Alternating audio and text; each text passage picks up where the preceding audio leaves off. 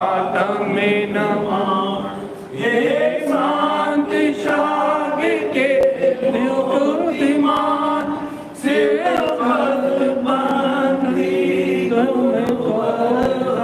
राम हे शांति त्याग के मूर्तिमान सेवक बंदी तुम्हें करे प्रणाम।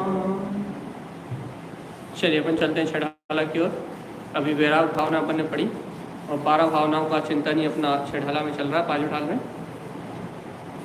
जय नमोस्तु नंदे आनंद महु चेन नंद सहा परमित पद वेद पाऊ नमियो सिद्ध शोभा गुरु वेश गोपति रुई गोपति ज्ञान सहका तारण तरण समर्थ मुनि गुरु संसार निभा धर्म ज्योत छिन्नवरी अर्घति अर्थ है जो विनाश भव यो मुना ममल ज्ञान पर देखो गुरु को धर्म को साथी को बारंबार नमस्कार। श्री आज भगवंतों की वीतराग वाणी पूर्व पर विरोध रहित छेड़ाला जी ग्रंथ, जहाँ अध्यात्म प्रेमी कबीर पंडित दौलत राम जी ने अपनी आत्मानुभूति से और प्रोत सच्चा ग्रंथ दिया है। मंगल शरण। तीन भुवन में सा वीतराग विख्यान था शिव स्वरूप शिव का नमः त्रियोग संहार कई। एक साथ मंत्रोच्चारण करेंगे।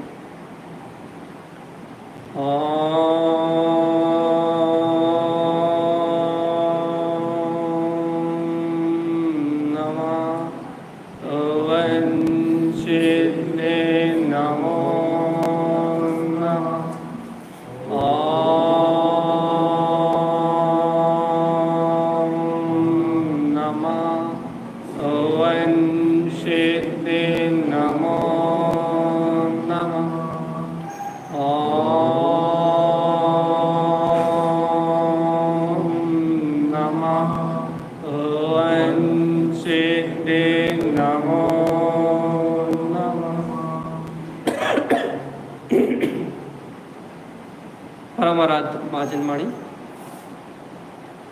सदगुरुवार श्रीमद चिंतानंद स्वामी और सर्वज्ञ जिनेश्वर भगवान के अमृत में ज्ञान रसथा। यह श्री छेड़ाला जी ग्रंथाधिराज, जहाँ आचार्यों द्वारा प्रणीत सिद्धांतों को आचार्य दौलत राम जी को पंडित दौलत राम जी ने आचार्यों कृत वाणी को संक्षेप में गूंथ के हमें आत्म अनुभूति का रहस्य दिया है।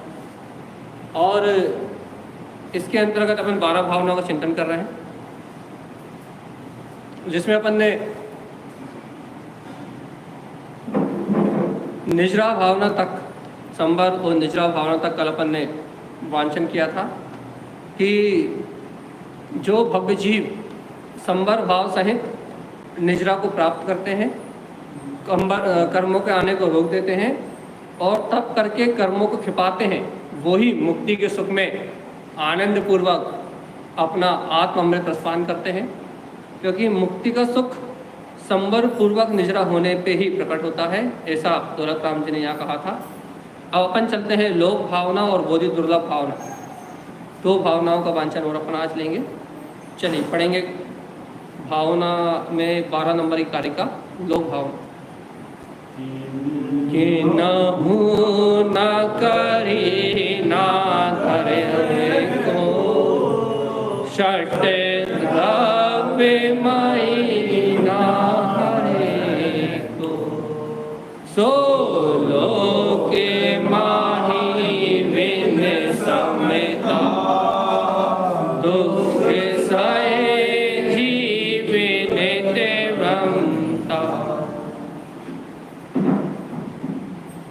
कि नहु न करे न धरे को। क्या कह रहे हैं? क्या कह रहे हैं? सुन तो लो इनकी। सुन रहा है कि नहीं? क्या सुन रहा है? जिसमें अपन पागल भय जा रहे हैं। 5वीं ढाल में 11 नंबर का छंद, 12 नंबर का। क्या कह रहा है? जिसमें अपन पागल हुए जा रहे हैं दिन से लेकर रात तक। काहे पागल हो रहे हैं अपन सुबह से लेकर शाम तक? जिसमें अपन सुबह से लेकर शाम तक पागल हुए जा रहे हैं कि अपन ने इसका ये कर दिया, या इसने हमारा ये नहीं किया, या हमें ये सा करना था, या हमें वैसा करना था। जिस करने धरने की भावना में, जिस कर्तव्य भाव में आप और हम दिन रात पागल हुए जा रहे हैं, सुबह से लेकर शाम तक कर्तव्य पने का भाव अंदर में चल रहा है। और ये देखो क्या कह रहा है, इस लोक में, इस संसार में किन्हु किसी ने क्या लिखा है, ना करे, बनाया नहीं है। ये अपन देख रहे हैं 3 लोग, या फिर अपन संसार की व्यवस्था देख रहे हैं। इस संसार का कर्ता धर्ता, इसको बनाने वाला, इसको चलाने वाला, इस दुनिया में कुछ करने धरने वाला क्या लिखा है कि नहु न करे ना धरे को।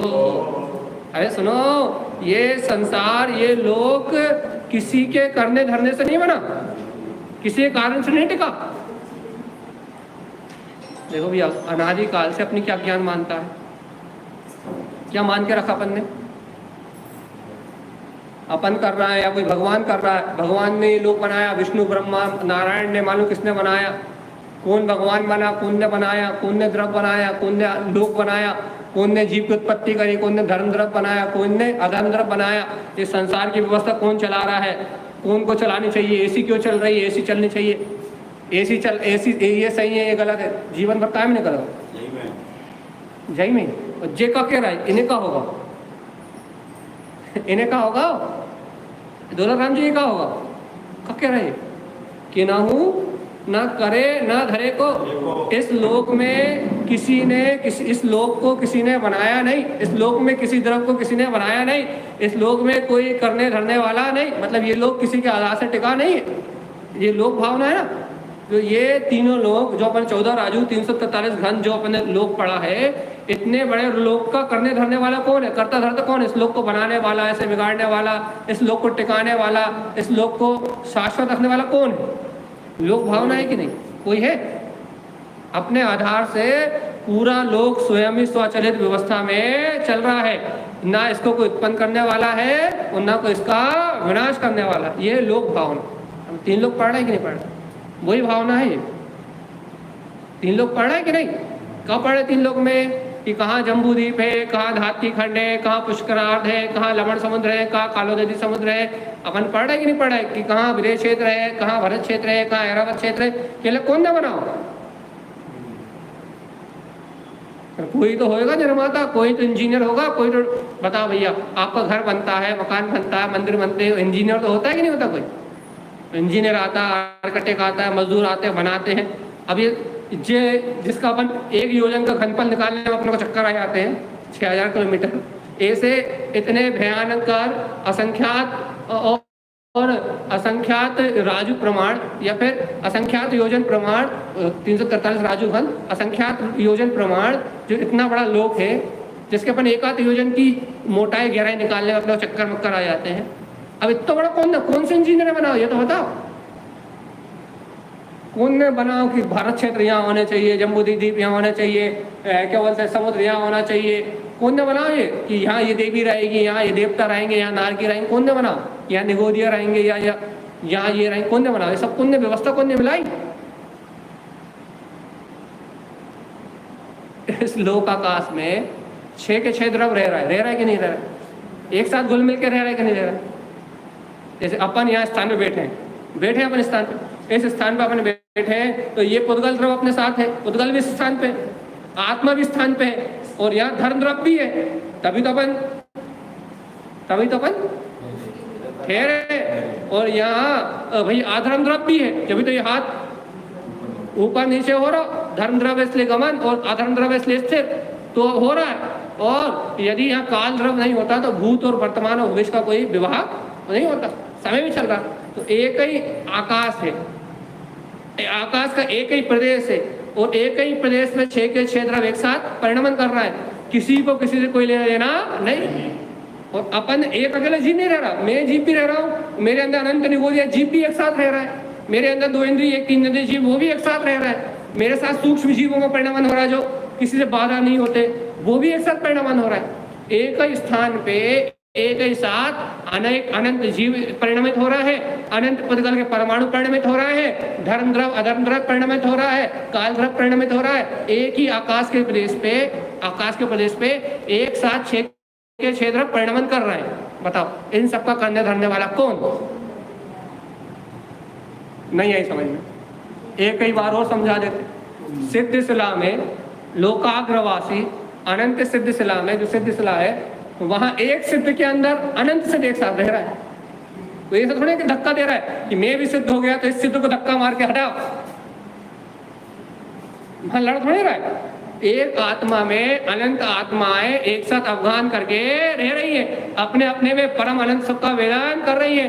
कोई और वही निगोदिया जीव भी रह रहा है, वही एक इंद्रिय जीव भी रह रहा है, वही धर्म द्रव्य भी रह रहा है, अधर्म द्रव्य भी रह रहा है, काल द्रव्य भी रह रहा है, और आकाश में सब एक साथ हिल मिलके एक साथ रह रहा है। सिद्ध भगवान अपने परम सिद्धत्व का आनंद ले रहे हैं, निगोदिया जन्म मरण का आनंद ले रहा है, एक इंद्रिय स्थावर अपनी एक इंद्रिय स्पर्श इंद्रिय का आनंद ले रहा है, सब अपने अपने आनंद में चूर है।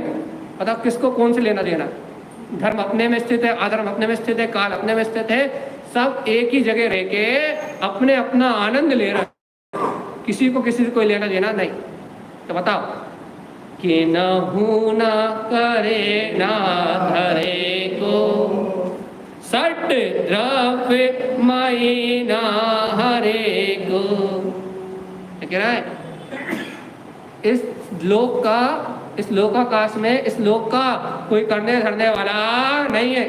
षट द्रव्य 6 द्रव्य अपने आप में संपूर्ण है, ना हरे को इनका कोई नाश कर सकता नहीं है। कोई सोचे कि इस आत्मा का नाश कर दिया जाए या कोई पुद्गल परमाणु का नाश कर दिया जाए, ऐसा 3 काल में किसी द्रव्य के साथ होने वाला नहीं है। यह लोक भावना। 3 लोग जहाँ के तहाँ स्थित है, 3 लोक में जीव अपने अपने जो ज्ञानी है वो अपने ज्ञान से सिद्ध शिला का आनंद ले रहा है, या फिर ज्ञान से ज्ञानी संसार में रहते हुए भी सुखी है और अज्ञान से अज्ञानी जीव संसार में रहते हुए भी दुखी है। धर्म द्रव्य अपना काम कर रहा है, अधर्म अपना काम कर रहा है, आकाश अपना काम कर रहा है, कोई को किसी में कोई बाधा नहीं है। इसका ये कह रहे हैं दौलत राम जी, क्या कह रहे हैं? कच्चू समझ में नहीं आ रहे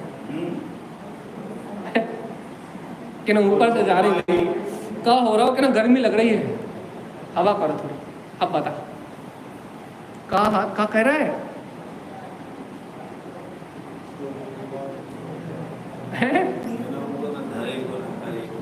तो कितना स्पष्ट कह रहा है कि नहु न करे ना धरे को षट द्रव्य मई ना हरे को।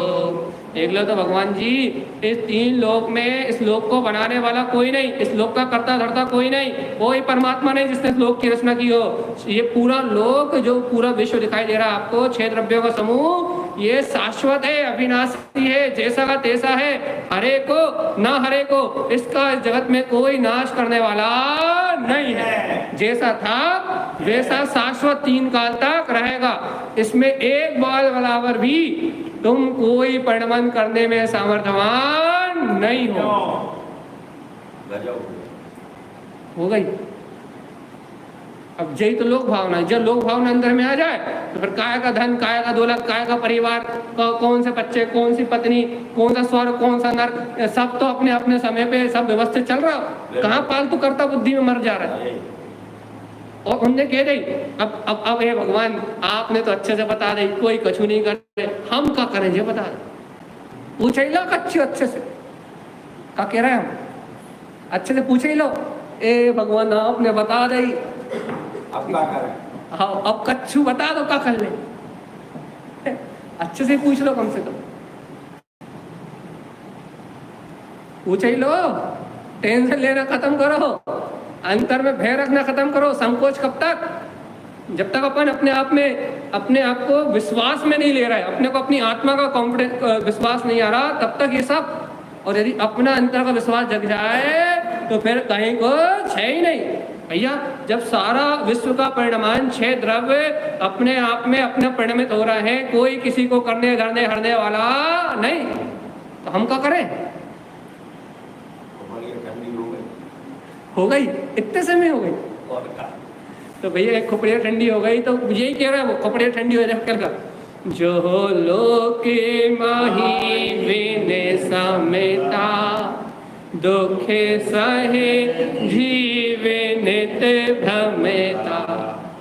वही क्या करे, उन्होंने पहले बता दिया कि देखो यदि इस लोक में यदि किसी के पास समता नहीं है तो वो समता के बिना, साक्षी भाव के बिना इस संसार में अनंत दुखों को भोगेगा, नित्य भ्रमण करेगा।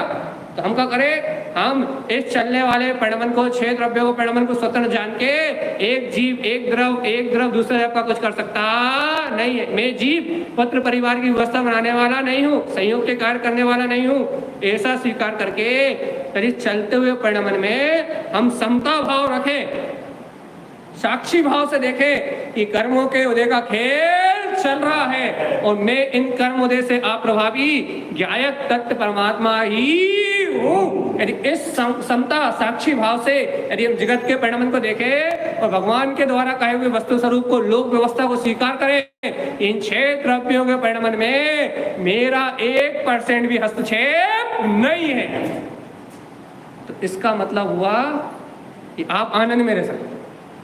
और समता नहीं रखी, अरे ये सो हो जा, तो ये सो काय नहीं भाव, ये सो कर लेते काय भैया, ये सो काय नहीं हो रहा। यदि तुमने 3-5 करी तो फिर सुन लो, सो लोके माही विने समता दुख सहे जीवे नित्य भ्रमता। यदि तुमने 3-5 करी, अपने ज्ञायक भाव में नहीं रहे, अपने को इन पर पदार्थ से भिन्न नहीं माना, अपने अंतर में आत्म शांति का वेदन नहीं किया, यदि तुमने ज्यादा 3-5 करी तो दुख सहे जीव नित्य भ्रमता। तो अनंत काल तक संसार में जन्म मरण करते हुए अनंत दुखों को सहन करने के अलावा और कोई उपाय दूसरा नहीं है। अब बताओ भैया, लोक भावना, पूरे जितने अरमान है ना, जितने भूत है, सब ठंडे हो जाएंगे। जय कि जे कर ले, वह कर ले, इसको समझा दे, उसको समझा दे, इसकी बात मान ले या इसकी बात मान ले, कि ये जो कह रहा हो वह करे या वो कह रहा हो वह करे। अरे भगवान तुम ज्ञाता हो, 6 द्रव्य का परमाणु मात्र भी तुम पलट सकते नहीं हो। यदि समता भाव में नहीं आए तो फिर दुख सहे जीव नित्य, नित्य के लिखे नित्य, जब तक समता धारण नहीं करोगे नित्य, तब तक इस संसार में जन्म मरण के दुखों को भोगने के अलावा इस जीव के पास दूसरा कोई ऑप्शन नहीं है। एक ही ऑप्शन है, या तो ज्ञायक बन के आनंद में रहे, ज्ञायक बन के सुखी रहे, ज्ञायक बन के अपनी आत्मा की आनंद रूप परिणति में आनंद विभोर रहे, और या तो जन्म मरण के दुख भोगता रहे। और कौन सा ऑप्शन अच्छा लग रहा है?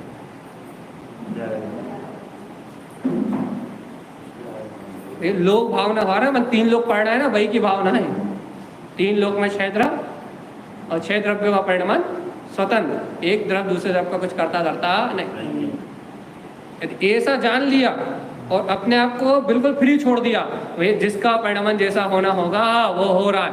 अपने अंतर में कोई द्वंद्व नहीं रखना, बाहर में बोलने में आ जाए, थोड़ा बहुत बताने में आ जाए, अपनी भूमिका में जो अपनी जिम्मेदारियां हैं उन जिम्मेदारियों को सहज भाव से, भैया ये सब कर लेते तो अच्छो, तो हो जाए तो ठीक, और नहीं होए तो चूल्हे में जान दो, क्योंकि उसको परिणाम वैसे ही होना। तो चिंता छोड़ के यदि समता भाव में आ गए तो क्या होगा? तो क्या होगा? ये लोक भावना सार्थक हो जाएगी और ये जीव अपने आत्मा के शाश्वत सुख को प्राप्त कर लेगा। और भैया यदि 3-5 करी तो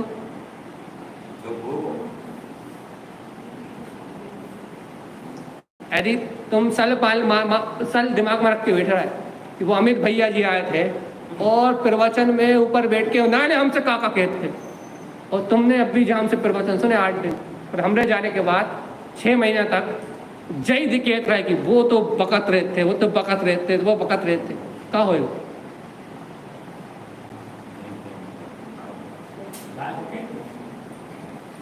कहत रहे तो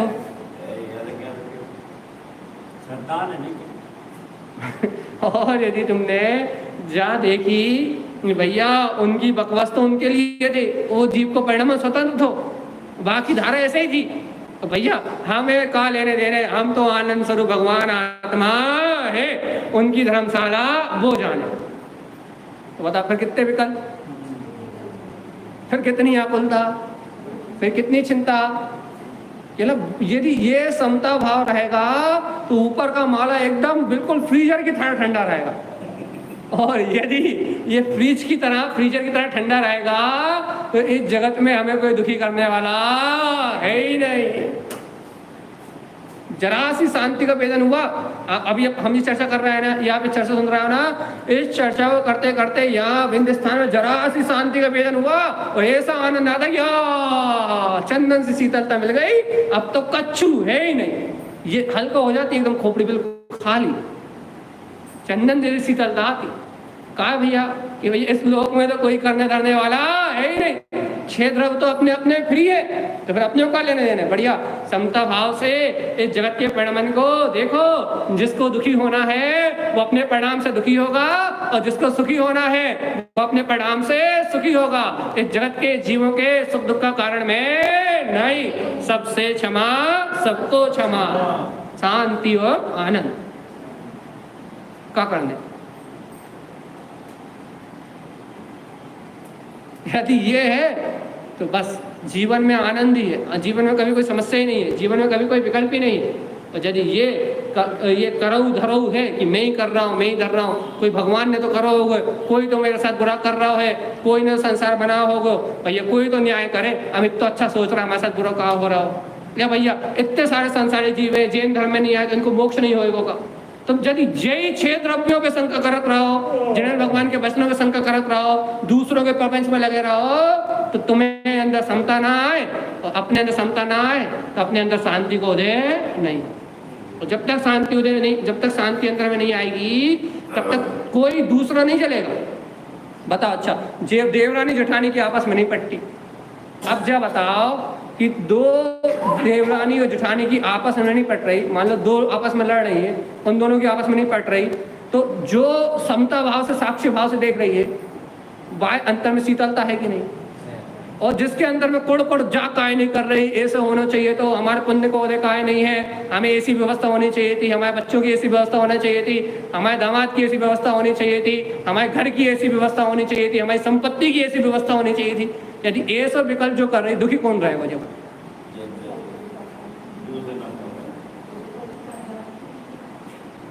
दुखी कौन रहेगा? शांति किसकी नष्ट होगी? कर्म किसके बनेंगे?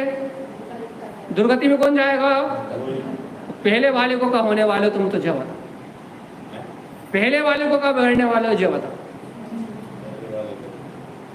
तो जय तो जे कह रहा है भगवान आत्मा कि जब तक इस जीव को ये समता भाव का अनुसरण नहीं होता कि जो प्राप्त है वो पर्याप्त है, इस जगत में कोई किसी का परिणमन कराने वाला नहीं है। जब तक जीव इस सत्य को स्वीकार नहीं करता तब तक इस संसार में अनंत जन्म मरण के दुखों को भोगता है, क्योंकि बिना ज्ञाता भाव के, बिना साक्षी भाव के जीवन में सुख का अंकुरण होने वाला नहीं। क्या करने आप लोक भावना भाने 3 लोग पढ़े इसलिए अपन ने 3 लोग में जब भी मन खराब होए तो बढ़िया क्या करना, कभी कभी पांडव शिला पे चले जाना कि ना, और भगवान को अभी 4 शिलाएं, चारों क्षेत्र के भगवान आ रहे हैं अभिषेक होने के लिए। अरे भगवान बाल तीर्थंकर आ रहे हैं, देखो सोदर में लेके आ रहा हो, अरे कहाँ चिंता कर रहे हो, अरे तुम भी अरियंत हो गए, तुम्हें भी लेके जाएगा, चिंता क्या कर रहे हो, टेंशन ही नहीं लेना। ज़्यादा ही चिंता होए तो वो बड़े बड़े कमलों पे हजारों योजनों के एक योजन के कमल पे वो देवियों को देख लेना, ही श्री घृति कीर्ति बुद्धि लक्ष्मी जे आएंगी। हम जब घर में आएंगे अगले बार माँ के, तब जे आएंगी चर्चा करने के लिए, है कि नहीं?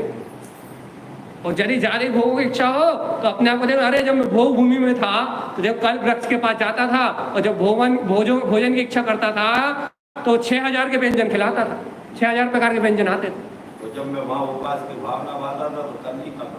हाँ, माँ सोचता था संयम नहीं हो रहा तो माँ हो नहीं रहा हो तो, और जहाँ मौका मिलो है कर नहीं रहा।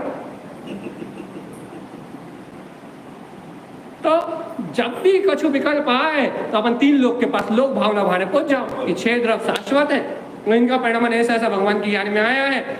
अब जो मन में चिंता चल रही होगी, इनका चिंतन करने लगोगे तो पाप आश्रव खत्म हो जाएगा और ये पुण्य आश्रव आ जाएगा। और धीरे से गेल लग जाए तो मैं साक्षी हूँ, अंतर आ जाओ, बस बल्ले बल्ले आनंद नहीं आने। और गेल नहीं लग पाए तो इनको चिंतन करत करत बढ़िया नींद लग जाएगी और आनंद से फिर उठोगे शांति के साथ, का टेंशन। ये सोचते सोचते रात में सो गए, वो ग्राहक सुबह पैसे देगो कि नहीं देगो, देगो कि नहीं देगो, देगो कि नहीं देगो, फिर क्या होगा? रात भर निदान बनेगो और अगले भाव में, इस भाव में पैसे दे या नहीं दे, अगले भाव में जूते जरूर देगो। निदान बांधोगे तो जूते तो मिलेंगे, ऐसा तो भी नहीं दे।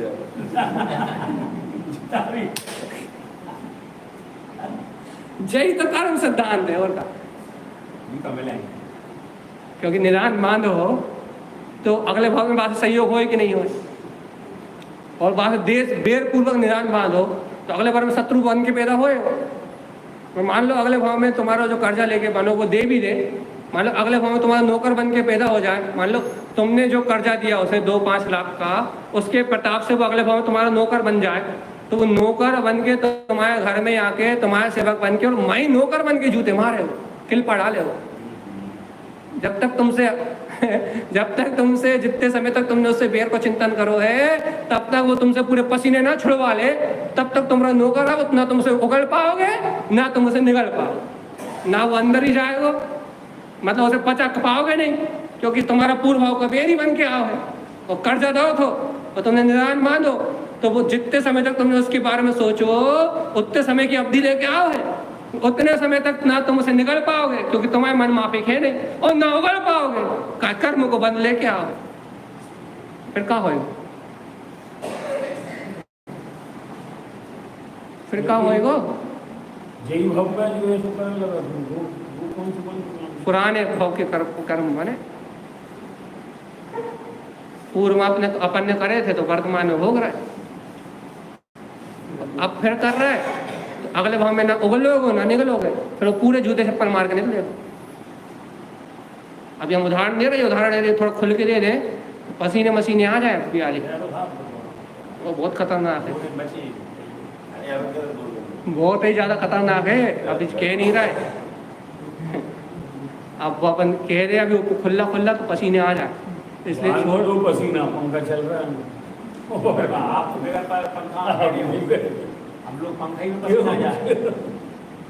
मत खिलवा, हमारी भाषा थोड़ी कड़वी है, बोल दे रहा है सारे, मूड़ी लेके भग जाए वो तुमरी। अब बोलता ही हमने सीधी बात का, तुम नहीं सुन पाए, हम क्या करें। तो जब तुम अपने काम अपनी व्यवस्था अपनी वो नहीं करो तो जय भवन न पड़ेगा फिर, और जय कर्म है जो अनंत काल तक बेरी बन के और फिर अनंत काल तक वो पिंच करेंगे।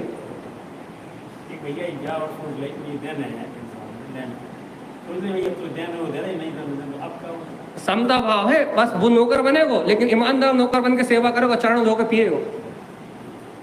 अपन देखते हैं किसी किसी के, आपने समता भाव से दिया है, समता भाव आपके अंदर, उसके प्रति कोई बेर विरोध नहीं है, उसके भाग था चला गया, इस भाव से यदि शांति है आपके अंदर, उसके प्रति कोई निदान भाव नहीं है, तो अगले भाव में अपन देखते हैं किसी किसी के यहाँ नौकर इतने ईमानदार है कि भैया, जैसे हमने श्रीमंतों के यहाँ देखे उनके यहाँ के नौकर ऐसे भगवान कि वो बिल्कुल ऐसे लेट लेट के चरण धो के, वो बिल्कुल पाँव धो के पीने वाले, तद्दा पूर्व में उनने कहा है, तो ऐसे नौकर तो कहीं नहीं मिल रहा। तो आपने जैसा बोया है वैसा आपको मिल रहा है। काटना पड़े। इसलिए कह रहे हैं समता भाव से रह लो भैया।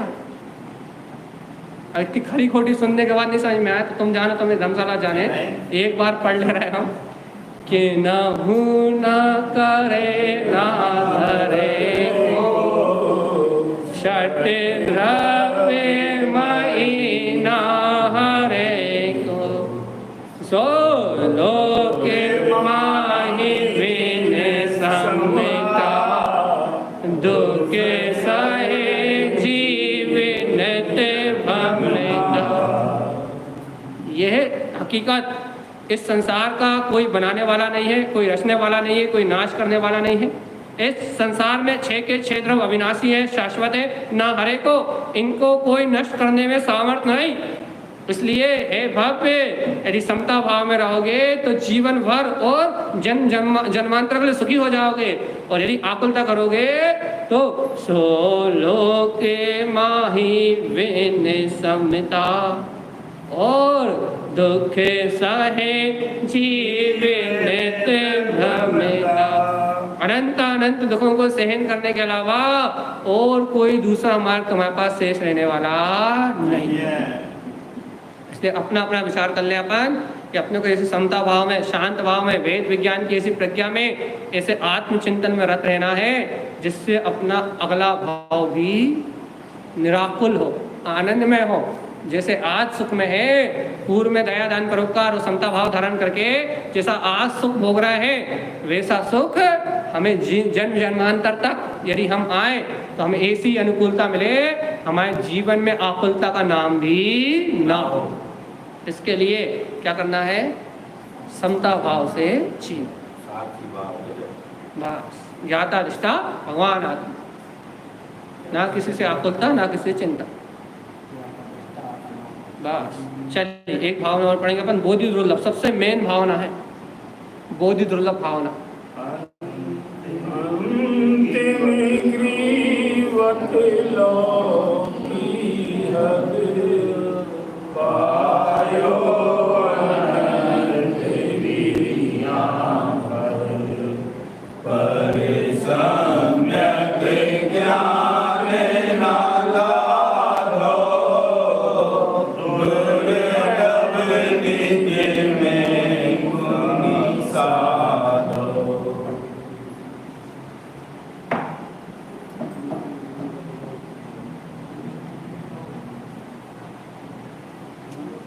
कितना गजब का बोध है आत्मा का, देखो तो भगवान,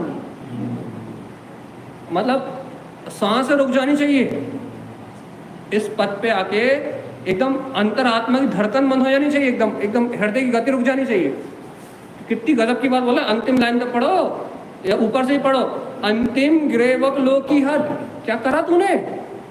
नियम करके, व्रत करके, उपवास करके, मुनि होके, द्रवलिंगी मुनि होके, ऐसा मुनि कि शरीर चीर के दोष से करके, मिर्ची से भर के और वापस जोड़ दिया जाए तो मुख से उसकी आवाज ना आए, आंखों से आंसू का एक कतरा ना बहे, ऐसी द्रव साधना करके तूने अंतिम ग्रेवक, नौवे ग्रेवक की हद को लांग लिया। लोकाग्र होके कितनी ऊपर चला गया, कहां तक चला गया? तो यहां तक चला गया, नौवे ग्रेवक तक। तूने इतनी हद लांग ली कि लोकाग्रवासी नौवे ग्रेवक तक चला गया। और दत्ता, इस नौवे ग्रेवक में भी जाने के बाद पायो अनंत वीर्य पद। क्या करा तूने? अनंत बार इस प्रकार के पदों को प्राप्त किया। अनंत अनंत बार साधु वेश को धारण करा, अनंत अनंत बार नौवे ग्रेवक की यात्रा को प्राप्त किया, वहां चला गया। एक दो बार नहीं, हम मुनि होंगे, हम साधु होंगे, अरे दत्ता तू करोड़ों बार हो गया, करोड़ों बार नहीं, अनंत बार हो गया।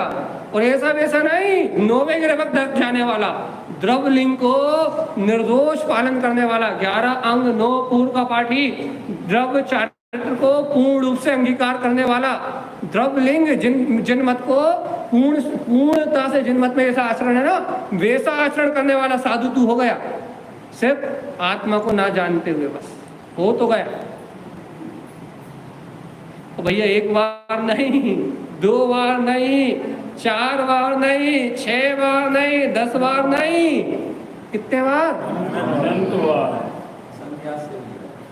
असंख्यात तो अवधि ज्ञान का विषय है, अनंत केवल ज्ञान का विषय है। अनंत, जैसे अनंत काल से संसार में हो वैसे ही अनंत।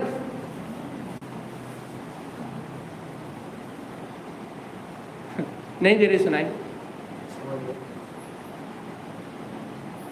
सुनाई देने लगे तो सही कह रहा है, ऑक्सीजन सिलेंडर लगवाने पड़ेगा, हमें तो लगवाने ही पड़ेगा।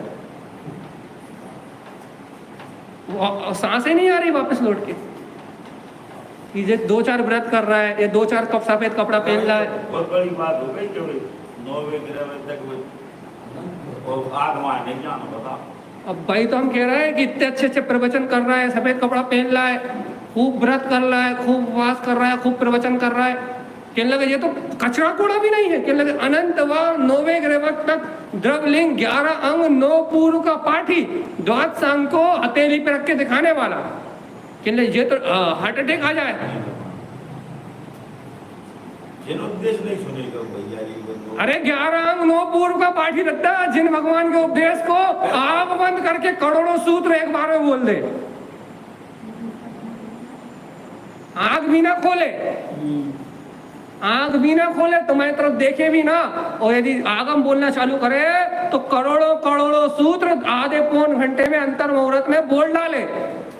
इतनी ताकत। आत्मज्ञान नहीं, क्षयोपम तो क्षयोपम ही तो है, लेकिन कितो जिन उपदेश आगम प्रमाण सबरे आप कह रहे 1 सेकंड में सूत्र बोलने वाला और आत्मा को नहीं देगा, आत्मा की चर्चा करने वाला। जय बोधि दुर्लभ है, ज्ञान का मद नहीं करना। इतना जानता हूँ ज्ञान का मद नहीं करना, इतनी क्रियाएं करता हूँ ज्ञान का मद नहीं करना। मद करे तो मरे। चर्चा हो रही है। अरे पूरे जिन उपदेश बने 11 अंग 9 पूर्व पाठी, अपने पास एक अंग को एक हिस्सा नहीं है। एक अंग में, एक अंग के एक मध्य पूर्व में अरबों करोड़, कितने करोड़ सूत्र होते हैं, और अपने पास अभी वर्तमान में जितना सूत्र प्राप्त है वो उसका 1% भी नहीं है। एक अंग का 1% भी नहीं है अपने पास, और वो 11 अंग और पूरे 9 पूर्व का संपूर्ण पाठी अपने पूरे भारतवर्ष में अभी 1% भी नहीं है। एक अंग को 1% नहीं है, तो पूरे 11 अंग को, पूरे 9 पूर्व को पाठी अपन ठंडी गर्मी सहन नहीं कर पा रहा है, उसे नींबू मिर्ची रगड़ के पूरे अंदर में और वापस शरीर जोड़ दो, सिल दो धागे से, उफ की आवाज नहीं करोगे, आंखों से आंसू नहीं आएंगे। अब बताओ क्या करने हैं, जल्दी बताओ। हार्ट अटैक आ जाए हमें तो हमें कल हमारी क्रियाक्रम कराने पड़े, बाकी पहले बताओ करने का।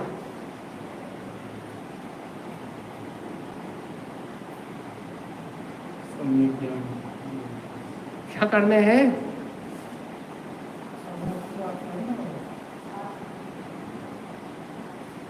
आप लोग सतमा शुभ भाव के बदलो हम स्वर्ग जाएंगे या देव बनेंगे, या फिर मैं इतना बड़ा ज्ञानी, या फिर मैं इतना बड़ा संयमी। अगर भैया बहुत गजब की बात सोच में, मतलब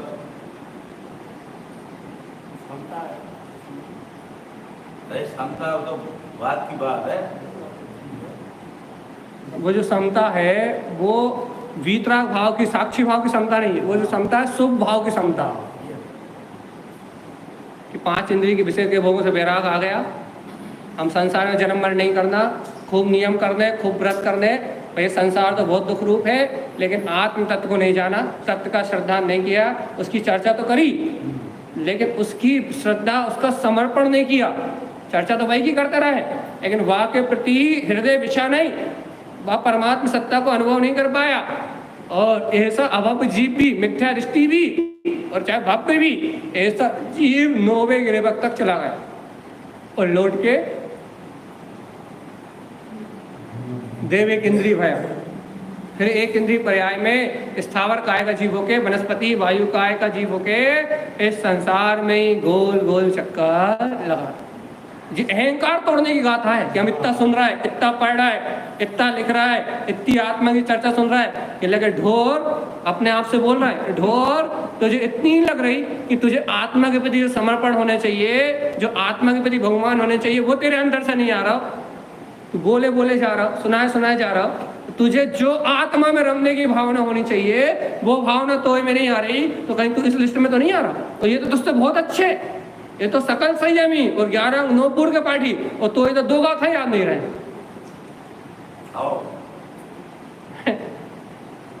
ये तो तुझसे कितने अच्छे कि तू तो थोड़ी सी भूख प्यास सहन नहीं कर पा रहा हो, वो तो 15-15 दिन 6-6 महीने जंगल में बैठ के ध्यान लगा रहा है, तो ये तो मच्छरों काटे सहन नहीं हो रहा, उन्हें तो शरीर चीर के नींबू मिर्ची लगा दो तो उन्हें उफ की आवाज नहीं आ रही। अपने तो ये तो 2 अक्षर याद नहीं रह रहा है, उन्हें तो द्वादशांग मोक्षाग्र याद है। अब भैया तू बता, शुरू भाई सोई आत्मा की चर्चा वो नहीं समझ पा रही। ये बोधि दुर्लभ, बोधि दुर्लभ, इसका नाम बोधि दुर्लभ क्यों है? क्योंकि ये बोधि आना बहुत दुर्लभ है।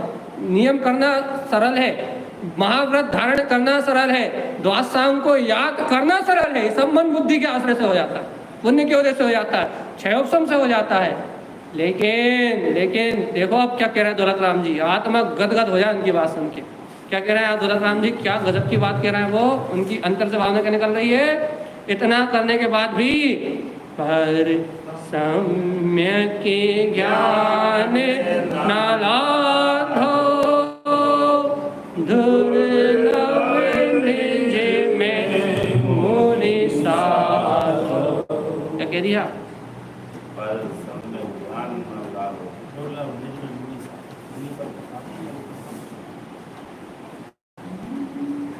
ये भगवान जी, ऐसा जो अनंत बार तुमने ऐसे 90 ग्रामक तक जाने के बाद भी तुमने उस सम्यक ज्ञान को आज तक प्राप्त नहीं किया। तुमने तत्व की चर्चा तो की लेकिन तत्व को स्वीकार नहीं किया। तुम कहते तो रहे भोगों में सुख नहीं है, लेकिन भोगों के बीच में तुमने भेद ज्ञान नहीं किया। वो कहते तो रहे भोगों में सुख नहीं है, तुम व्रत तो पालते रहे, मुनि व्रत तो पालते रहे, लेकिन मुनि व्रत पालते समय तुम्हें ये बोध नहीं आया कि मुनि रूप शरीर, मुनि रूप व्रत, ये पार के संयम ये अलग है और मैं ज्ञायक आत्मा इससे अलग हूँ। उससे भिन्नता का भाव हासिल नहीं हुआ, अपनी आत्म तत्व से प्रेम नहीं हुआ। उन्हें कहते ना, हरे सम्यक ज्ञान न लाधो, पर तुमने एक काम नहीं किया कि उस सम्यक ज्ञान को प्राप्त नहीं किया। दुर्लभ मुनि निज में साधो, मुनियों में से भी जो दुर्लभ है उन मुनियों ने इस सम्यक ज्ञान को प्राप्त किया और वे इस जग के संसार के परिभ्रमण से पार हो गए। वो दुर्लभ मुनि है जिन्होंने इस ज्ञान को प्राप्त किया, लेकिन अनेक बार मुनि बनने वाले अनंत मुनियों ने कभी इस सम्यक ज्ञान को प्राप्त नहीं किया।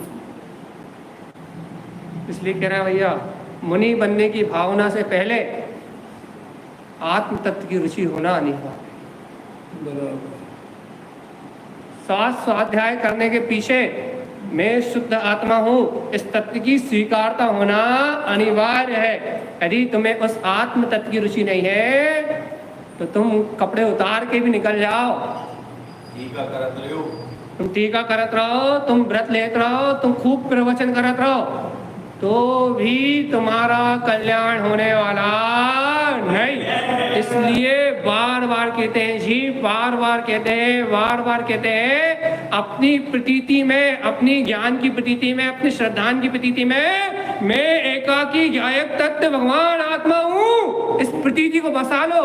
इसके बिना एक क्षण के लिए भी कहीं किनारा नहीं है। इस प्रतीति के बिना मैं ध्रुव भगवान आत्मा हूँ, इस प्रतीति के बिना तुमने महाव्रत भी ले लिए, आगम को पढ़ भी लिया, जनवाणी याद भी कर ली, करोड़ों लोगों के प्रवचन भी सुन लिए, तो सब कुछ बेकार। सिर्फ एक ही काम का है, एक ही काम का। क्या काम का है कि ये सब कुछ करने के साथ साथ, ये सब कुछ परिणमन होने के साथ साथ मैं चैतन्य तत्व भगवान आत्मा हूँ। भगवान के वचनों का अकाट अकाट अकाट श्रद्धांत, अन्न कुदे वदे मिथ्यादेह में कहीं भय का उत्पन्न न होना, कहीं और अन्य मत में प्रभावित न होना, शुद्ध वीतराग धर्म की महिमा का होना, आत्मा की प्रतीति में डटे रहना, इसके अलावा और कोई भी पढ़ना लिखना व्रत नियम करना भी काम में आने वाला नहीं है। मैंने नहीं लिखा, ये किसने लिखा है? उनने अपने मन से लिखा है क्या? नहीं, भगवान के पूर्वा पर विरोध रहित भगवान की वाणी से आया। अब बता दो ये क्या आपका और हमारा क्या विचार है? देख रहे हो तत्व निर्णय में कितनी ताकत है, भेद ज्ञान में कितनी ताकत है, पुद्गल को पुद्गल और जीव को जीव स्वीकार करने में कितनी ताकत है। यदि ये सम्यक ज्ञान है तो आपको एक अक्षर याद ना होता हो, सिर्फ भूति मुनि की तरह। यदि सम्यक ज्ञान है तो सिर्फ भूति मुनि की तरह एक अक्षर याद ना होता हो। यदि आपको सम्यक ज्ञान है तो भरत चक्रवर्ती की तरह आप भोगों के बीच में रह रहे हो तो अंतर मुहूर्त में केवल ज्ञान हो सकता। यदि सम्यक ज्ञान हो तो भरत चक्रवर्ती की तरह 6 खंड में बीच में रह रहे हो। और यदि वास्तव में सम्यक ज्ञान है तो आप घर में रह रहे हो या कहीं भी रह रहे हो तो आपका मोक्ष मार्ग क्षण में बन सकता है। और यदि सम्यक ज्ञान नहीं है, आत्म तत्व की रुचि नहीं है, स्वातत्व भगवान आत्मा के प्रति प्रेम नहीं जागता, अपने आत्मा का बहुमान नहीं आता, रोम रोम में वीतराग शुद्धात्म तत्व की महिमा सुन के उछाल नहीं आता कि हाँ मैं ही हूँ वो, ऐसी यदि महिमा नहीं आती, ऐसी प्रतीति नहीं आती तो सुन लो दौलत राम जी की बात, बोधि दुर्लभ है। मतलब मुनि व्रत धारण करना, शास्त्रों को पढ़ना भी एक समय में आसान है। क्यों? क्योंकि क्षयोपशम और पुण्य की वजह से होता है। लेकिन मैं ध्रुव ज्ञायक तत्व भगवान आत्मा हूँ, ऐसे शुद्ध आत्मा में अपनापन आना दुर्लभ है। और जिसे ये अपनापन आ जाता है कि वो शुद्ध चेतन सत्ता में हूँ, उसका जगत में कोई बाल वाका नहीं कर सकता। इसलिए कहते हैं ऐसा सच्चा गुरु ढूंढो जो कोई क्रिया ना करता हो, कोई बाहर से प्रपंच ना बताता हो। ऐसा अर्जुन की तरह कोई गुरु ढूंढो जो युद्ध के मैदान में खड़े होके ये झलकाता हो, देखो मैं कैसा गया हूँ। ऐसा गुरु ढूंढो जो जगत के सारे परिणाम के बीच में तुम्हें ये बोध कराए कि तुम साक्षी हो। ये नहीं सिखाए कि जे व्रत कर लो, जे नियम कर लो, जे क्रिया कर लो, ये सब व्यवहार लोकाचार, जे होगा सदाचार, ये होगा, ये भूमिका है। लेकिन जो तुम्हें ये सिखाए कि इनके साथ भी इन्हें के करता मत बनो, ऐसा गुरु ढूंढोगे। है क्या कोई? कौन? महाराज धारण स्वामी हुए, दौलत राम जी हुए, जो एकदम बहुत ही दुर्लभ कि देखो दुर्लभ में दुर्लभ है कि मैं ज्ञायक तत्व भगवान आत्मा हूँ, मैं चैतन्य तत्व भगवान आत्मा हूँ। इस सम्यक ज्ञान को प्राप्त करना दुर्लभ में दुर्लभ है। मुनि पद लेना सरल है, लेकिन आत्मा की बोधि होना दुर्लभ। अब पता हो ये 3 लोग तो पढ़ा गया इस गाथा में, इस लोक भावना बोधि दुर्लभ भावना में 3 लोग तो इस गाथा में पढ़ा गए, पूरे नहीं पढ़ा है। नींद आ रही? फिर नहीं है समझ में, खा ही समझ में। धर्म दिखावा नहीं है, ढकोसला नहीं है। ये सफेद कपड़े पहन कर हम घूम रहे हैं ना, ढोंग है, ये धर्म नहीं है, टोटल ढोंग। धर्म क्या है? कहने में बहुत दम लगती है। ये जो देख रहा है ऊपर नाटक है, हकीकत क्या है? यानी इस संयोग में रहते हुए तुम्हें अपने ध्रुव तत्व भगवान आत्मा की सूरत है, इसके अलावा कोई दूसरा धर्म नहीं है। इसको स्वीकार करो। दौलत राम जी इतने अच्छे से समझा रहे हैं। जीवात्मा सच्ची दौलत तो, दौलत राम जी कह रहे हैं सच्ची दौलत तो अपने सम्यक ज्ञान का धन है। एक बार ये सम्यक ज्ञान रूपी राशि प्रकट हो गई तो फिर कभी भी इस संसार में परिपूर्ण होने वाला नहीं है। और ये चैतन्य धन प्राप्त नहीं हुआ तो तुम कितना ही कर लो बाहर में कुछ भी, मुक्ति तो चिंत वही तारण स्वामी ने कही सीधी बात। तुम कितना ही मुक्ति मुक्ति चिल्लाते रहो, कितना ही मुक्ति मुक्ति चिल्लाते रहो, मूर्ख जिसे अपने गुरु महाराज पर श्रद्धा नहीं हो रही, जिसे अपने गुरु महाराज के पंथ पर श्रद्धा नहीं हो रही, जो गुरु महाराज को छोड़ के यहाँ वहां भग रहा है, वो कितना ही मुक्ति मुक्ति चिल्लाता रहा, उस मूर्ख की मुक्ति होने वाली नहीं। जहाँ आत्मा को परमात्मा, आत्मा को शुद्धात्मा और आत्मा को तारणहार कहा हो कि तेरा तारणहार तेरे अंतर में ही है, ऐसे सम्यक ज्ञान की जहाँ जोत जलाई हो। दौलत राम जी जैसे संतों ने, इन पंडितों, इन्हें जहाँ अपने ज्ञान के प्रखर तेज से ऐसी अंतर आत्मा की ज्योति जलाई हो, जीवात्मा यदि वास्तव में सच्चा द्रव्यलिंग भी हो तो भी कल्याण का कारण नहीं है। जब तक सम्यक ज्ञान ना हो तो फिर आज जो कुलिंग दिख रहा है उनकी तो इसमें गिनती आती नहीं, उनकी तो गिनती नहीं है। जहाँ द्रव्यलिंगी के लिए भी स्थान नहीं है, उन्हें कह दिया यहाँ स्थान है जिनके पास सच्चा सम्यक ज्ञान है उनके लिए। यदि आपके पास है, सच्ची श्रद्धा है, ये सच्चा सम्यक ज्ञान है, यदि आपके पास सच्चा ज्ञान है तो आप और हम मोक्ष मार्ग के पथिक हैं, और आपके और हमारे पास सच्चा ज्ञान नहीं है तो ये संसार तो अनंत खार अपार सागर, अनंत दुख के अलावा दूसरी वस्तु देने वाला नहीं है। क्या करना है ये बता दो। मन नहीं हो रहा दौलत राम जी के पास से हटने का, अपन 6 डाला पूरी कर दे रहा है, कल अपन 3 लोग पूरा कर देंगे, कल पूरे 1 घंटा 3 लोग करते हैं, 1.5 घंटा। और आज ये दौलत राम जी की आखिरी कड़ी बची, इन्हें छोड़ के जाने को मन नहीं हो रहा। 2 है, 14-15 है, अब 13 में चलना है। अच्छा 3 लोग में चले। अच्छा धर्म भावना रह गई अभी, धर्म भावना और 100 धर्म मुनिंदर धरी। आओ चलो अपन कल चले 2 भावना। लेकिन भाई कच्छू अपन चल रहे 3 लोग में वापिस घूमने, और लोग भावना अपन पढ़ के आए अब भी आए, अपन भाई भावनाएं सिद्ध करेंगे यहाँ। लोग भावनाएं जो अपन पढ़ के आए हैं अब भी आली, अपन गुरु महाराज से बिल्कुल, वो दौलत राम जी से बिल्कुल अभी ताजी सुन के आए। लोक में 6 द्रव्य जहाँ के तहाँ स्थित है, कोई किसी को हर सकता नहीं। यही बात पढ़ने वाले अपन। तो अपने को लोक भावना भी सिद्ध करनी है, और इस लोक में भैया नियम भी, व्रत भी, संयम भी, क्रियाएं भी, सब कुछ बहुत बार कर लिया भैया। अब इनको करने मना नहीं कर रहे हम तो खुद कर रहे हैं। बेचारे मारा, बोला बेचारा जीव अज्ञान का मारा, जा नहीं करे तो क्या करे, नर्क तो जाने नहीं है तो क्या करे, व्रत ही करेगो, नियम ही करेगो, स्वर्ग ही जाएगा, क्या करे, मजबूरी को काम है कि नहीं। अब देखो भैया क्या करें, पाप तो कर नहीं सके, डर लगाते नर्क जाने को, क्या करें, नियम कर लो, व्रत कर लो, उपवास कर लो तो क्या होएगा, स्वर्ग चले जाए, इतना ही होएगा ना। ये बेचारा भी नहीं जाने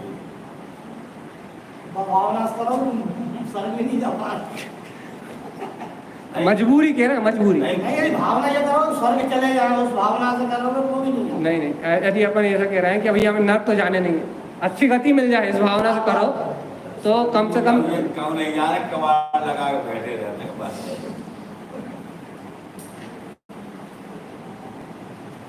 ये भाव कितने आप सम्यक ज्ञानी की बात नहीं, अपनी बात कर, हम अपनी कर रहे हैं अभी, हम अपनी बात जा कर रहा है। आखिरी बार बोला फिर अपने यहाँ चल रहा है। देखो भैया अभी पाप तो करने नहीं, नर्क जाने से लगाते डर, क्या करें, अब सफ़ेद कपड़े पहन लो, नियम व्रत करन लगो, एक टाइम खान लगो तो क्या होएगा, कम से कम नर्क से तो स्वर्ग मर्ग चले जाए, मजबूरी। अब क्या करें, मरता कहाँ नहीं करता, जब प्राण कंठ में फंसे हो तो कोई क्या करेगा, मरता कछु तो करेगा ना। लेकिन भाई जाके जमींदार मत बन जाइयो कि मैं अच्छा बोल रहा हूँ, मैं अच्छा खा रहा हूँ, मैं अच्छा दिख रहा हूँ, जाए अपने मत मान लियो। वही बात होगी ना, कपड़े ना पहनने तो स्वर्ग में ले दो, जानवर से ना कपड़े, बस वही बात यही चल रही है। तो पास से तो 8-8 दिन में खाना नहीं मिले, फिर भी तो पास ले। यही बिल्कुल सीधी सी बात नहीं है कि बाहर की क्रियाओं में धर्म नहीं है, बोधि दुर्लभ जागे। ये सब करते हुए भी अशुभ से बच के पुण्य आदि क्रियाएं कर रहे हो तो इनको करते हुए भी लक्ष्य अपने अंतरात्म ध्रुव स्वभाव की प्रतीति का ही बना रहे, भेद ज्ञान का लक्ष्य बना रहे। यदि आत्मा में नहीं डट पाए तो कर्म डांट डांट के बराबर कर देंगे। सूत्र याद रखियो, यदि आत्मा में नहीं डट पाए, मतलब अपने आत्मा की दृढ़ निष्ठा नहीं कर पाए, तो कर्म डांट डांट के काम लगा देंगे। मतलब कर्म इतने डंडे मारेंगे तो पुण्य पाप सब करके सब भूल जाओगे, करना तुम्हें जन्म मरण ही पड़ेगा। इसलिए आत्मा में डट जाओ तो कर्मों के डंडों से बच जाओ। ठीक है, चलते अपन अब अपने अखिल विश्व की ओर, जहाँ अपन ने कल तक तारों की चर्चा करी थी कि एक चंद्रमा के परिवार में एक सूर्य और कितने नक्षत्र, एक चंद्रमा के परिवार में एक सूर्य, 88 ग्रह, 28 नक्षत्र और 66,975 तारे। इतनी बड़ी अपन ने बात सुनी थी। ये भी समझा जम्बूद्वीप में 2 सूर्य चंद्रमा है, लवण समुद्र में 4 है, धातकी खंड में 12 है, कालोदरी समुद्र में 42 है, अर्ध पुष्कर में 72 है, उसके आगे जो पुष्करार्ध है वहाँ 8 है। इस प्रकार से अपने सूर्य चंद्रमा की व्यवस्था समझी थी, विदेश क्षेत्र आदि की व्यवस्था समझी थी। अब एक बात, हाँ ये ज्योतिष देव है। देखो अपन ने ये बात क्लियर कर दें, आपको थोड़ा स्पष्ट हो जाएगा। अपन ने एक बात समझी थी, ये नर्क में एक बात समझी थी कि नर्क के पहले पटल पे, ये नर्क का जो पहला पटल है, इस पर 3 भूमि समझी थी। कितनी? 3।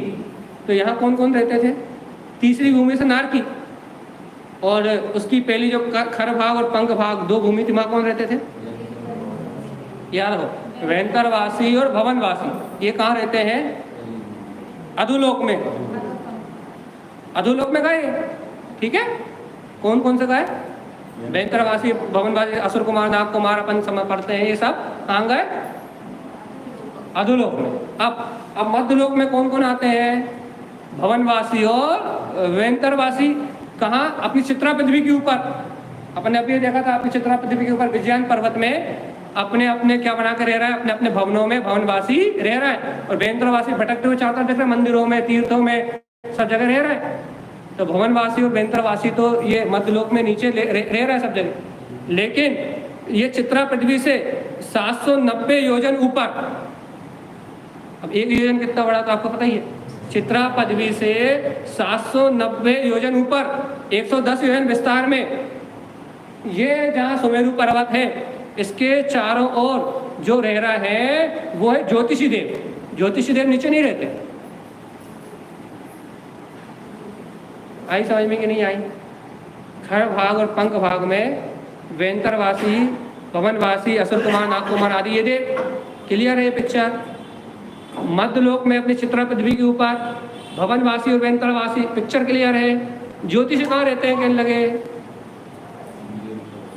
सुमेरु पर्वत के आसपास। चित्रा पृथ्वी, अपन जिस अपनी पृथ्वी का नाम क्या है? चित्रा पृथ्वी, नरक का ऊपर का हिस्सा। तो चित्रा पृथ्वी का किससे कितने ऊपर? हाँ, 790 योजन। इतनी ज्यादा हाइट पे सूर्य और चंद्रमा, जो ज्योतिषी देव है, वो सुमेरु पर्वत की परिक्रमा लगा रहे हैं। तो कोई रॉकेट, कोई विमान यहाँ तक पहुँचने में सामर्थ, यहाँ तक यदि आपको कोई ले आ सकता है तो कोई देव। जैसे अपन एक कहानी सुनते कि नहीं सुनते? कुंद आचार्य जी को, जो अपन विख्यात कथा है और सत्य भी हो सकती है, कोई बड़ी बात नहीं है। तो कुंद आचार्य जी को यहाँ से उनका कोई वैंतर मित्र कहाँ लेके गया था? विदेश क्षेत्र में। वहाँ उन्होंने भगवान की वाणी सुनी, भगवान की वाणी को आत्मसात किया, और फिर यहाँ भरत क्षेत्र में वापस आके उन्होंने क्या करा? ये जितने पहाड़ लिखा है, ये सारे पहाड़ उनके जितने लिखे हैं, ये सारे पहाड़, समय पहाड़ नाम है, अपन समयसार कहते हैं। ये जितने भी नियमसार आदि अपने कहते हैं, सब उनके पहाड़ है, दर्शन पहाड़, अष्ट पहाड़ आदि। ये सारे पहाड़ उन्होंने वहाँ से भगवान की वाणी सुन के आए, उसके बाद ही उन्होंने यहाँ लिखे। ऐसा अपन कहते कि नहीं कहते? तो यहाँ तक यदि कोई अपने को ले आ सकता है, विदेश क्षेत्र तक, या कोई यदि अपने को ले आ सकता है, तो वो कोई वैंतर देव आदि अपना पूर्व मित्र का यदि अपन ने अच्छे व्यवहार बनाए हो, है अपने व्यवहार अच्छे हो, तो पूर्व मित्र का अपना कोई वैंतर या कोई भाई दोस्त मिल जाए, तो अपने को अभी भी विदेश क्षेत्र घुमा के 1-2 दिन के लिए ला सकता है और भगवान की वाणी सुनवा सकता है, यदि इतना पुण्योदय हो तो। अब ये तो एक कथानक था सिर्फ इसलिए कि ये बताने के लिए कि वहाँ और अन्य कोई रॉकेट, कोई मिसाइल, कोई भी हेलीकॉप्टर, कोई भी लॉन्चर इतनी ऊंचाई पे पहुंच सकने की सामर्थ्य नहीं रखता। एक बात ये हो गई। दूसरी बात ये हो गई कि अपने सूर्य और चंद्रमा की बात तो समझी कि काय की परिक्रमा कर रहे हैं, सुमेरु पर्वत की। तो इनके सुमेरु पर्वत की परिक्रमा करने के कारण से अपने दिन और रात्रि का विभाग हो रहा है कि कभी दिन और कभी रात। लेकिन क्या ऐसा सब जगह होता है क्या?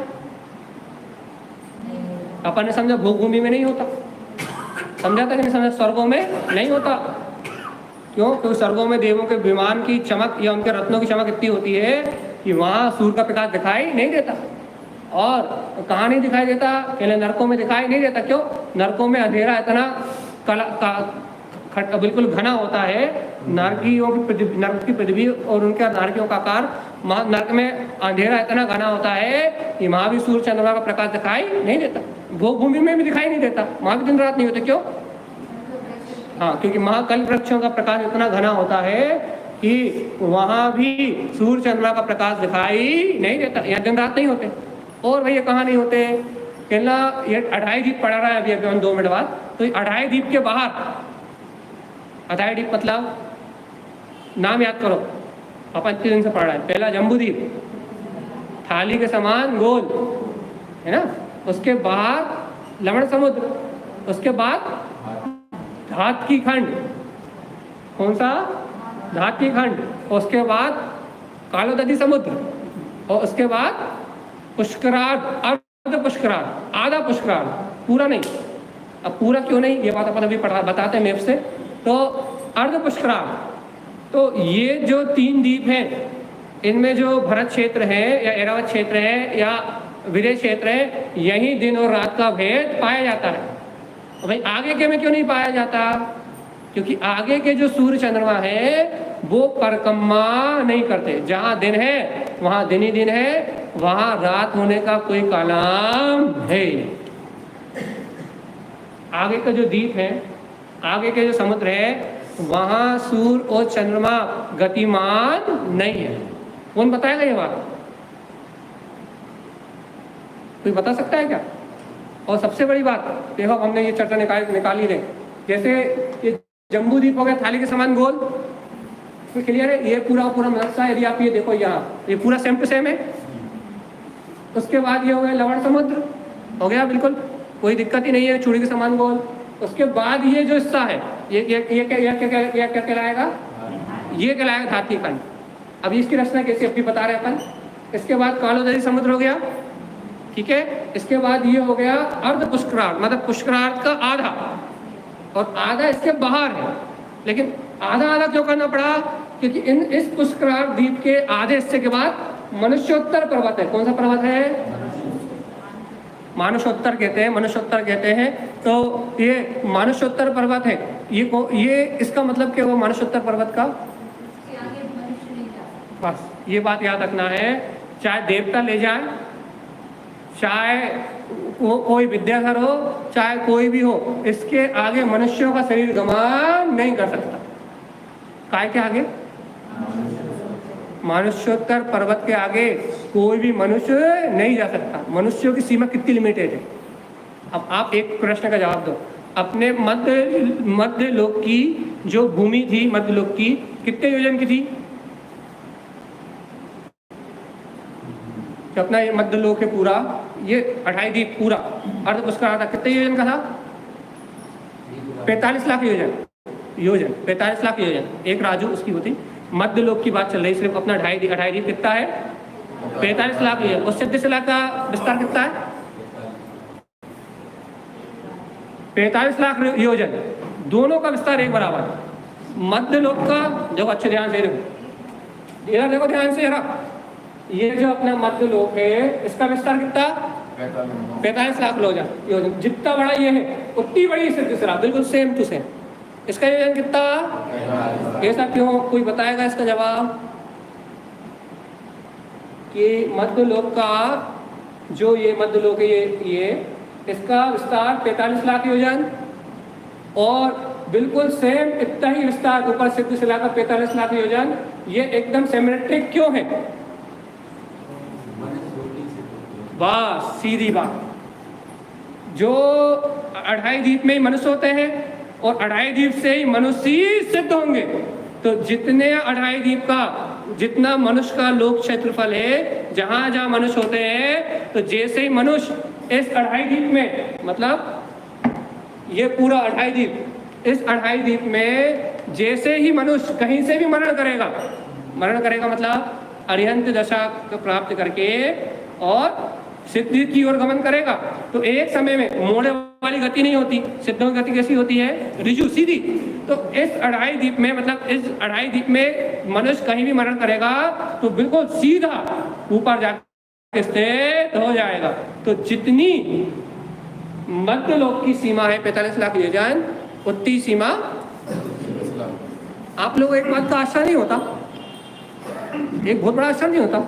इतना बड़ा लोक कितना बड़ा देखा आपने? इतना बड़ा लोक, और इतने बड़े लोक में इतने बड़े बड़े नर्क, इतने बड़े बड़े स्वर्ग, इतनी बड़ी बड़ी भोग भूमियां, और इसमें मनुष्यों के रहने के स्थान कितना सा? सबसे छोटा, सबसे कम 45 लाख योजन मात्र। तो आपको ये मनुष्य भाव की दुर्लभता समझ में नहीं आती? इस ब्रह्मांड में यदि सबसे कम संख्या यदि किसी योनि में किसी जीव की है, अरे कहते दुर्लभ है मनुष्य भाव पाना। नार की भरे हुए ठस ऊपर से लेके ये 7 नार, ये पूरे देखो पूरा 7 राजू नरकों से भरा हुआ, और ऊपर का पूरा 7 राजू स्वर्गों से भरा हुआ, देवों से भरा हुआ, और आसपास पूरे त्रियंश भरे हुए हैं। और मध्यलोक में भी सिर्फ ये मध्यलोक तो बहुत बड़ा है, मध्यलोक तो बहुत बड़ा है, इसमें इस मध्यलोक में भी सिर्फ 2.5 दीप, इसके बाद असंख्यात द्वीप समुद्र है। महावीर देवता 1 इंद्रिय 2 इंद्रिय त्रियंश वास करते हैं, वहां भी मनुष्यों की एंट्री नहीं है। मनुष्यों के लिए रहने के लिए सबसे छोटा स्थान है 2.5 दीप के अंदर बस। तो आपको मनुष्य भोग की दुर्लभता समझ में नहीं आती? जब तक इतनी सी चींटी बराबर मोक्ष का स्थान दिया मनुष्यों के लिए, इसलिए कहते हैं दुर्लभ में दुर्लभ है मनुष्य तन को पाना। इसके बिना मोक्ष नहीं हो सकता, ये बात तो बात की है। इसके बिना निर्माण नहीं हो सकता, ये बात तो बात की है। इसके बिना संयम नहीं हो सकता, ये बात तो बात की है। लेकिन ये पर्याय इस तीनों लोकों में सबसे कम है। देवताओं के लिए बहुत स्थान है, नारकियों के लिए बहुत स्थान है, 1 इंद्रिय निगोदिया 2 इंद्रिय 3 इंद्रिय 4 इंद्रिय जीवों के लिए बहुत स्थान है, लेकिन सिर्फ स्थान नहीं है तो सिर्फ मनुष्यों में। अभी भी इस मनुष्य भाव की कीमत समझ में नहीं आई।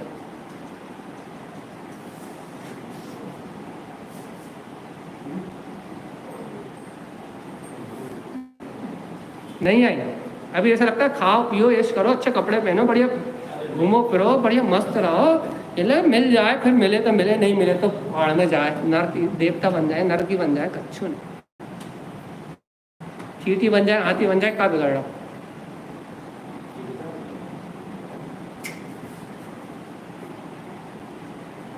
बताओ ना दत्ता, इतनों से स्थान मनुष्यों के लिए मिला, उसमें मनुष्य गति अपने को मिल गई, और अपन ऐसे भगवान के ज्ञान को, ऐसे विज्ञान को जान रहे हैं। बाप रे, मनुष्यों के लिए इतनी सी बस 2.5 दी बस, और बाकी पूरी दुनिया को बांट दिया तुमने। हमारे लिए इतों से रह जब उतों से में भी अपन एक भरत क्षेत्र के एक छोटे से कोने में पड़े बासोदा में, वहां में भी हमारे पास कछु विमान नहीं है, कछु विद्याधर नहीं है। हम यहाँ से विजयन पर्वत घूमाए अपने विमान पे बैठ के, थोड़ी देर के लिए हम मलेक्षण घुमाए, थोड़ी देर के लिए हम ऊपर एक आध भूमि देखा है कैसी है, एक आध विमान नहीं है, एक आध बार विदेश क्षेत्र घुमाए, वहां में भी एक कोने में पटक दो, एक इतने सौ कोने में, वहां में भी हम पढ़े गांव में, और भाई गांव में अपने देख रहे हैं कि ये संपत्ति हमारी हो जाए, ये मकान हमारा हो जाए, ये दुकान हमारी हो जाए, चाहिए यही सब घुमा रहे बस।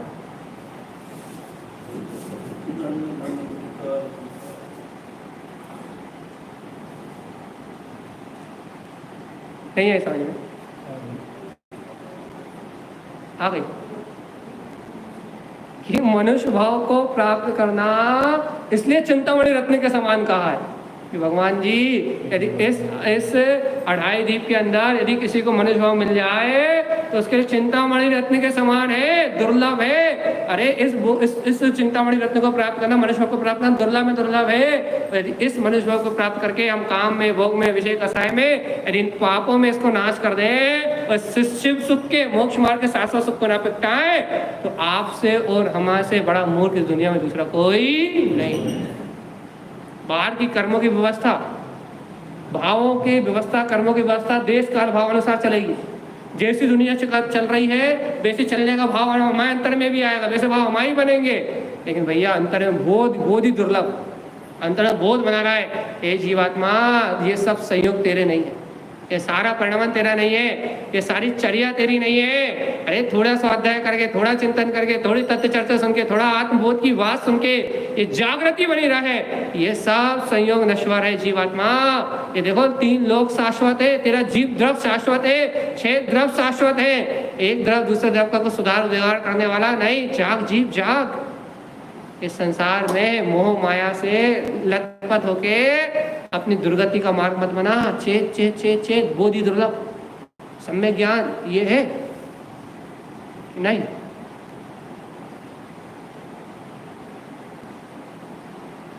भाई कच्छु समझ में नहीं है। आपने तो रामायण पढ़ दी। एक था राजा, एक थी रानी, दोनों मर गए, खत्म। समझ रहा है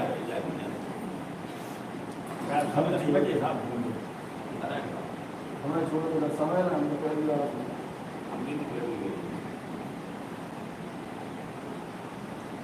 पहली बार सुन रहा है तो एक ही बार में छेद जाओ, खत्म कहानी। अब पहली बार सुन रहे हो, पहली चोट बड़ी तगड़ी होती है, एक ही बार में सुन के चोट लग जाए। अब भैया दिन भर के विकल्पों से कछु लेने देने नहीं, मन नहीं लगेगा। तो ये लोग की चर्चा मोबाइल में पढ़िए, खोल के चालू कर लो, वही सुनाई देने लगेगी। अरे कछु नहीं है, आनंद ही आनंद। और भैया यदि अपना दिमाग यहाँ वहाँ लगे, यहाँ वहाँ के विकल्प में लगे और फिर टेंशन हो तो फिर याद कर लो, अरे भगवान ने क्या कही थी, बस काम इतने में तो काम खत्म हो जाए। और यदि भैया वही 3-5 दिन भर लगी रहे तो वही दुर्गति जाने वाला कौन? भैया ये बात हरी मत नहीं कर दो, बंद नहीं मेरी भाई लड़ी बात दिक्कत तो आ गया यार, लगा तो बंद लेट हो गए। अभी तो आधा घंटा है।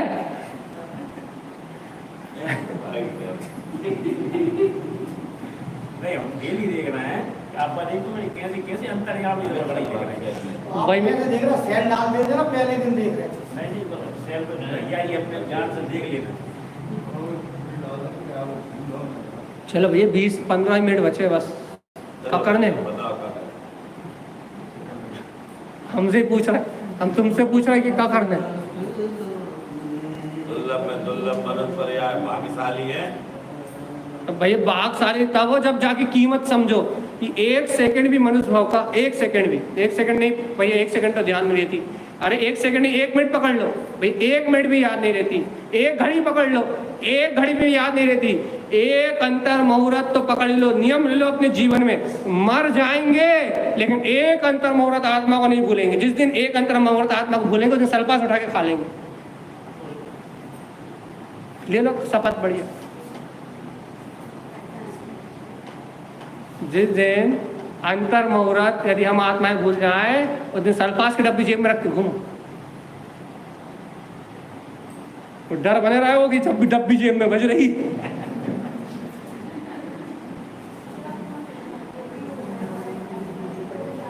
डब्बी जेब में बज रही है, जितने बार डब्बी की आवाज आएगी उतने बार आत्मा की याद आएगी।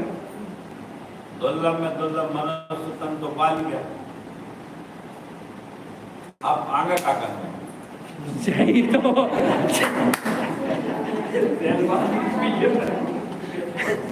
जब भाई तो हमने तो उदाहरण था भाई, 1 सेकंड तो याद में नहीं रहा भैया, 1 मिनट भी पकड़े में नहीं आए, 1 घड़ी भी 24 मिनट की होते भैया। अब थोड़े राग देश को विकल्प बन जाते तो बड़ी दिक्कत हो जाती है। 20-25 मिनट 15-20 मिनट निकल जाते, कच्छु बात।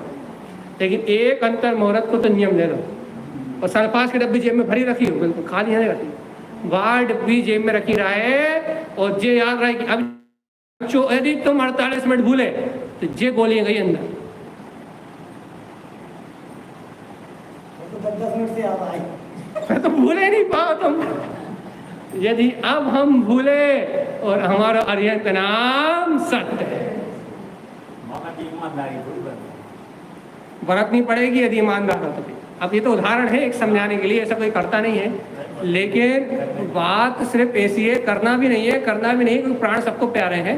लेकिन बात वही भरत चक्रवर्ती वाले उदाहरण की है कि तू 6 खंड घूमा और तू देखता है कितनी सुंदर सुंदर शैन में जर रानी है, कितना सुंदर महल है, कितना सुंदर अटारी है, और साथ में पीछे 2 तलवार छोड़ दी, दिए से यदि एक बूंद तेल टपक गया तो गर्दन सर से धड़ से अलग। अब फिर कितनी रानियां दिखी थी, कितना महल अटारी दिखे थे, ठीक है। भरत जी ने बताया ऐसे ही जी रहे हम भी, इन सबके बीच में रहे, लेकिन ये संयोग दिखाई नहीं देते। ऐसे ही अपन भी दुकान जाए, संयोगों बीच में रहे, घर गस्ते काम करे, लेकिन मन में ज्यादा विकल्प ना उलझ के वही डब्बी जेब में रखी रहने, चाहे उसमें घटाघट की गोली भर के रख लो, कंचे भर के रख लो, जो खनकती रहे और ध्यान आ जाए कि दद्दा यदि अंतर मुहूर्त यदि अपनी आत्मा को भूले तो इसका मतलब ये है कि हमारा सम्यक दर्शन का मार्ग अभी पक्का नहीं है, क्योंकि अंतर मुहूर्त आत्मा को भूलना मतलब अपने आत्मा से चित्त होना, मतलब हर अंतर मुहूर्त में कर्म की प्रकृति बनती है पूरी, और यदि एक अंतर मुहूर्त में आत्मा का सूरत नहीं आ रही तो न जाने आयु कर्म का बंद का समय आ गया और अंतर मुहूर्त भूल गए, उस समय आयु बन गई और नर्क बन गई, तो अर्यंत नाम सत्य हो जाएगा।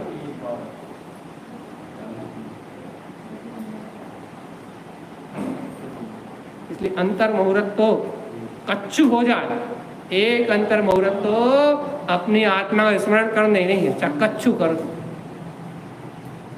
और ये अभ्यास आ गया ना मन में, एक बार मन में ठान ली, एक बार अंतर चित्त में ठान ली, ये अंतर मुहूर्त के अंदर मैं आत्मा को याद करके ही रहूंगा, तो फिर देखो होएगा ही, हुए बिना नहीं रहेगा। इतनी निष्ठा हो जाए, इतना विश्वास जग जाए, या आजकल मोबाइल है, हर 48 मिनट का 12 घंटे का मोबाइल सेट कर दो, हर 48 मिनट में मोबाइल बजेगा तो हमें याद आ जाएगी। करने वाला कुछ भी कर सकता, और ये नहीं करना हो तो फिर कुछ होने वाला। ये नियम लो, ये नियम तुम्हारे करोड़ों उपवास से बड़ा नियम है। करोड़ों उपवास एक तरफ और अंतर मुहूर्त के में अपनी आत्मा का बहुमान से स्मरण करूंगा, ये नियम करोड़ों नियम एक तरफ और ये नियम एक तरफ। और यदि ऐसी आत्मस्वरूप भेद ज्ञान की रुचि लग गई, चाहे अंतर मुहूर्त में एक बार ही सही, यदि ऐसी आत्मा की सूरत लग गई और अंतर मुहूर्त में तुमने प्रायश्चित करना प्रारंभ कर दिया, या अंतर मुहूर्त में मैं आत्मा शरीर से भिन्न हूँ ऐसा निर्णय करके अपने विकल्प को 1 मिनट के लिए भी अलग कर लिया, तो ये समझो तुम्हारे ज्ञान की निर्मलता होना प्रारंभ हो गई। और इस ज्ञान मार्ग का यदि आरंभ हो गया तो इस सृष्टि में इस जीव को संसार में भटकाने वाला कोई दूसरा नहीं। इतनी पावर है काय में, वेद ज्ञान में, आत्मस्मरण में, अपनी दृढ़ संकल्प शक्ति में इतनी ताकत है। और ये 3 लोग की चर्चा इसलिए ही है, हमें ये याद नहीं कराना, बिल्कुल हम रोज ही कहते हैं हमें ये याद कराने का कोई ये हटाना, अरे जिससे नहीं हटाना वो हट गया।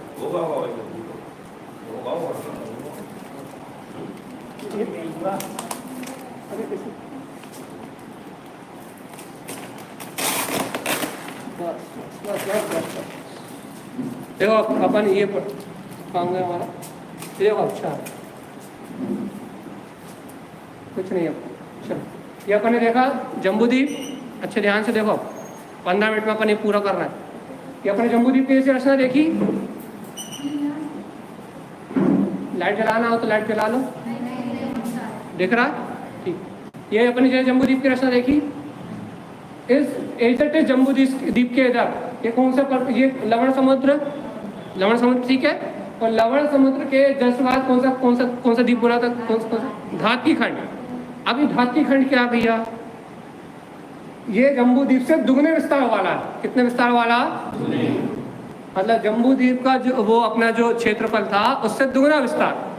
अब ये दुगना विस्तार वाला है तो इसकी रचना कैसे होगी, तो जो कुछ यहाँ था वो यहाँ डबल हो जाएगा। डबल हो जाएगा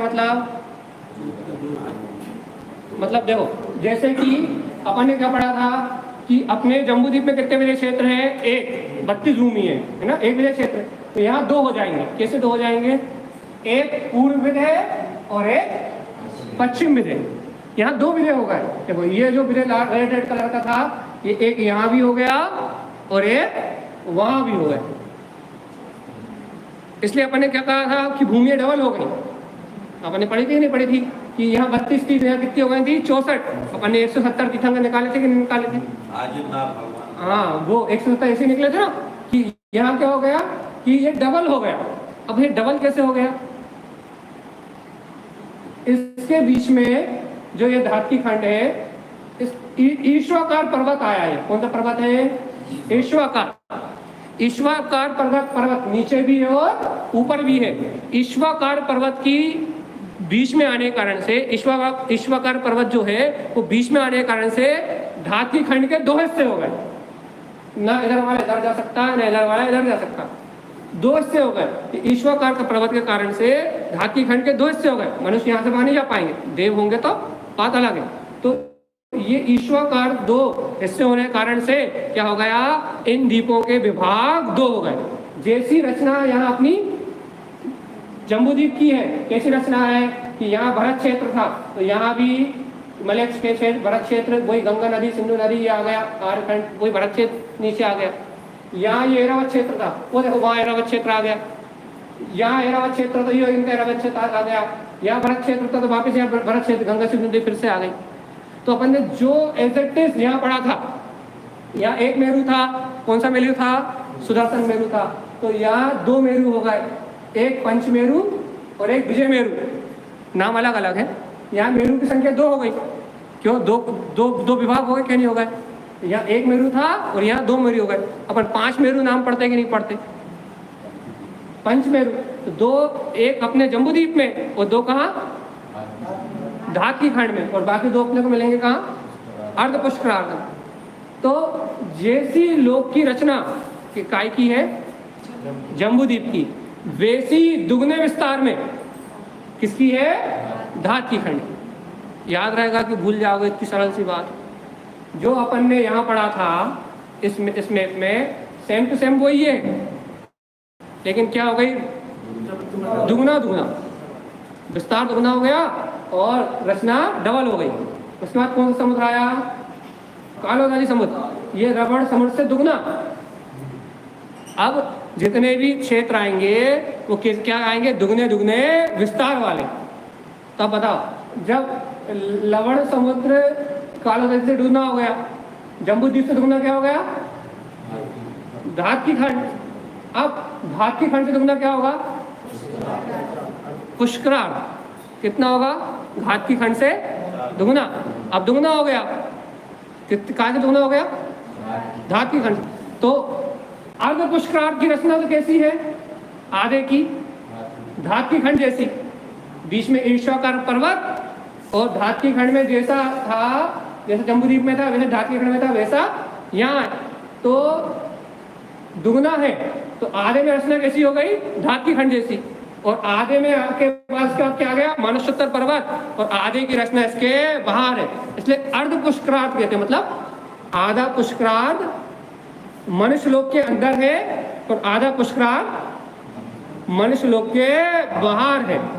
तो अपन अभी तक जो 2.5 पढ़ते हैं उसमें अर्ध पुष्करार्ध की बात करते हैं। तो जो आधा मनुष्य लोक के बाहर है उसकी चर्चा अभी नहीं करते। जब अपन 2.5 की बात करते हैं तो आधे की चर्चा करते हैं। कि कौन से आधे की चर्चा करते हैं? जहाँ दो विदय हैं, दो और मेरू हैं। कितने विदय हैं? मेरू कितने हैं? अच्छा, भरत क्षेत्र कितने हैं? ऐरावत क्षेत्र कितने हैं? जम्बूद्वीप में भरत क्षेत्र कितने हैं? धातकी खंड में भरत क्षेत्र कितने हैं? अर्ध पुष्करार्ध में भरत क्षेत्र कितने हैं? याद रखना चाहिए कि जैसी रचना अपनी यहाँ की है, कहाँ की? जम्बूद्वीप की, वैसी की वैसी सिमेट्रिक, लेकिन दुगने विस्तार में। सिमेट्रिक है लेकिन कैसी है? दुगने विस्तार में। कैसी काय की रचना है? धातकी खंड और अर्ध पुष्करार्ध की। देखो अपन जब ये बड़ी बड़ी बातें ग्रंथ में सुनते हैं अर्ध पुष्करार्थ, तो अपन कहते बहुत बड़ी चीज होगी। क्या कुछ नहीं, जैसा अपने जम्बूद्वीप वैसे ही अपन समझ आगम बहुत बड़ी चीज है। अपन धात की खंड होगा कहीं भैया, कौन सा खंड होगा, अपने को आश्चर्य होता है, कहीं नहीं है। जैसा अपना जम्बूद्वीप है वैसे धात की खंड है, कोई अलग रचना थोड़ी ना। अपन पढ़ते एरावत क्षेत्र होता होगा कहीं भैया, कहाँ है, कहीं नहीं है। ये अपना भरत क्षेत्र जैसा है, उसके बिल्कुल विपरीत दिशा में एरावत क्षेत्र है।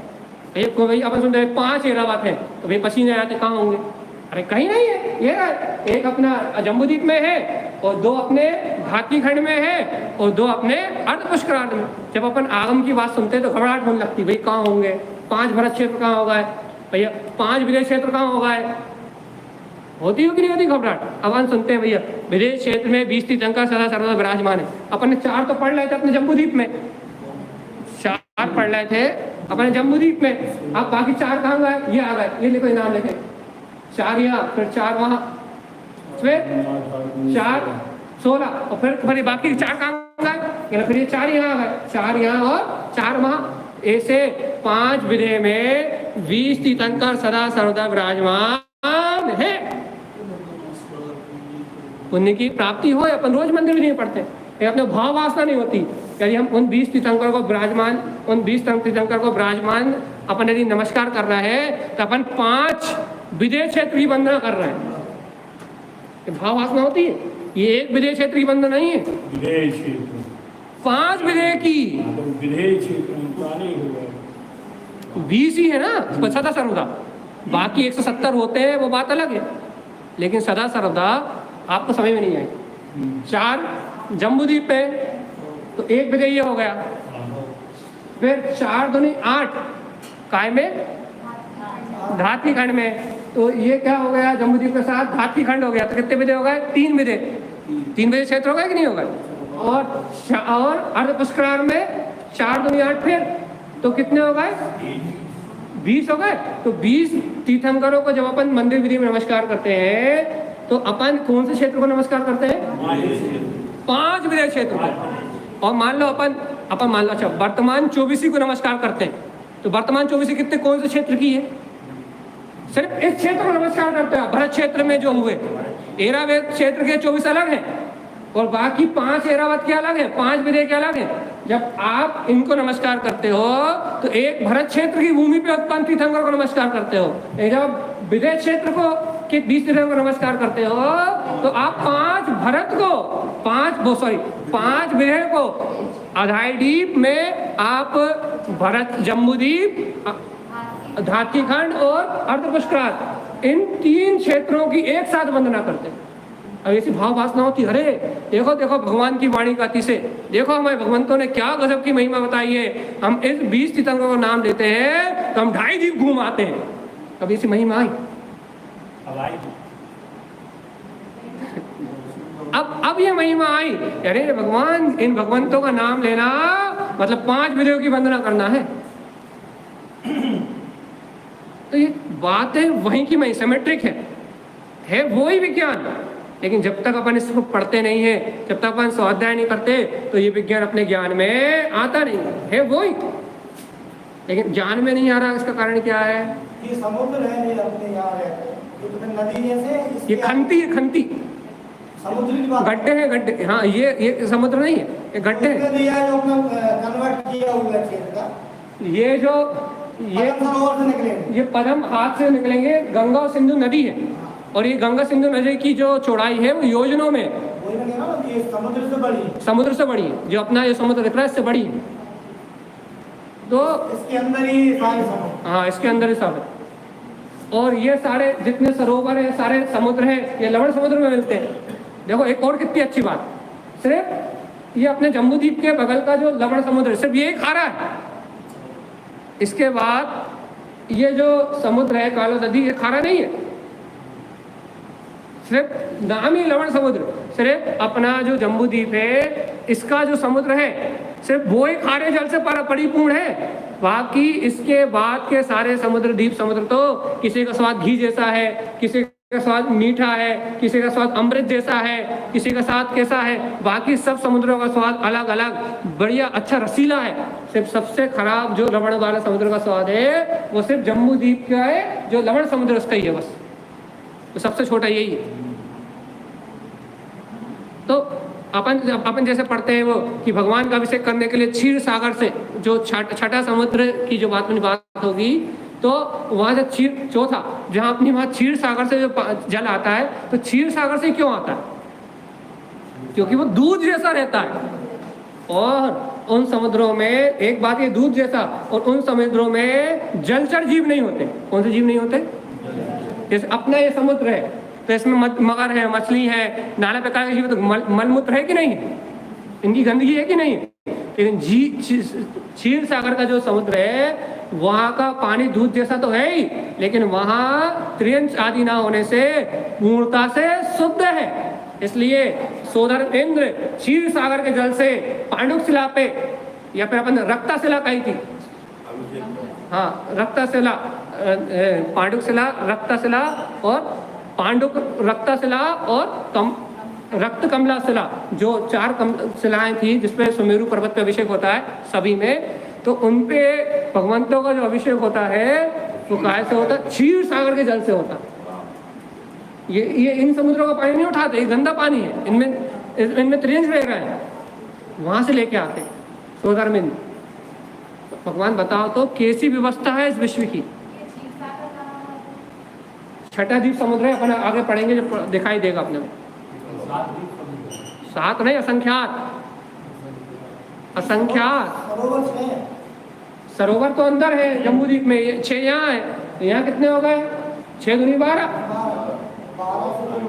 फिर 12 दूनी यहाँ हो जाएंगे, फिर वो तो संख्या डबल डबल, विस्तार डबल डबल। नींद आने लगता टाइम होगा।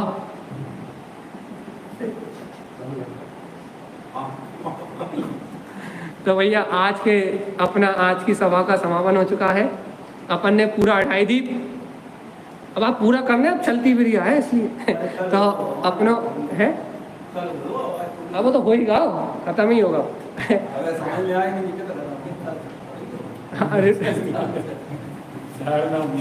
फिर अपन इसे रिपीट कर देंगे। मध्य लोक वो भी हो जाएगा। मध्य लोक तो हमने यहाँ अलग से भी समझाया था, ठीक है? तो अपन एक मंगलाचरण कर लेंगे, भूलियो मत 2 काम, लोक भावना और बोधि दुर्लभ। जो अपनो आखिरी का बोल है, आखिरी का बोल अपन 3 पुरस्कार लेना है अपन को, सबसे प्रश्न पूछियो आप, तो जब तक समझ में नहीं आ तो अपन इसकी बात अपन करते हैं जरा, फिर अपन पहले मंगलाचरण कर लें। जय नमोस्तु नंदे आनंद नंद सहा परम पथ वेद नमियो सिद्ध शोभा गुरु रे शे गुपति रुई गुपति ज्ञान सहका तारण तरण समर्थ मुनि गुरु संसार निवा धर्म ज्योत कहो जिनवरहि अर्थ अति अर्थ है जो भय विनाश भव जो ममल ज्ञान पर देखो गुरु को धर्म को साक्षी को बारंबार जय तारणम वंदे श्री गुरु तारणम जय तारण मोक्ष प्रकाशनम जय वंदे श्री गुरु तारणम वाणी को नमन करो यह वाणी है भगवान की वंदे तारणम जय जय वंदे तारणम स्वाद स्वाद लीला है